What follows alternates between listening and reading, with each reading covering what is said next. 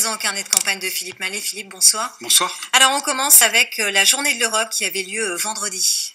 Et avec une commune qui s'est particulièrement illustrée. Cette commune, c'est Ilh, dans le département de la Haute-Vienne, qui présentait une exposition sur le Parlement européen, une exposition très classique, très convenue, mais qui a quand même permis aux collégiens et aux lycéens de notre région de visualiser leur approche théorique de l'Europe, même si pour eux, l'Europe va de soi et qu'ils ne perçoivent pas vraiment les menaces qui peuvent ou pourraient peser sur cet espace.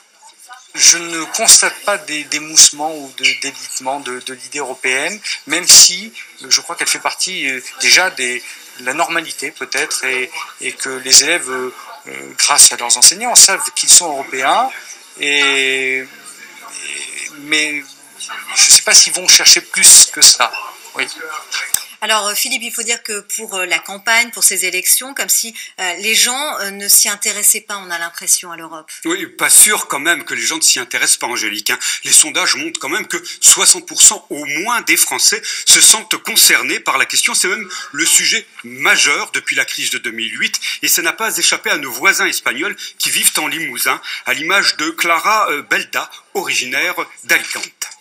C'est vrai qu'il y a une critique très forte par rapport à l'Europe, parce que l'Espagne maintenant, c'est vrai, il y a la crise, il y a les chômages qui, pour les jeunes en tout cas, il y a 50%. Donc il y a les Espagnols qui demandent des solutions à l'Europe. Finalement, c'est un projet politique aussi, l'Europe. Donc il y a la responsabilité politique, il y a la Commission européenne qui fait les législations de différentes matières, aussi l'économique, c'est très important, les ECOFIN.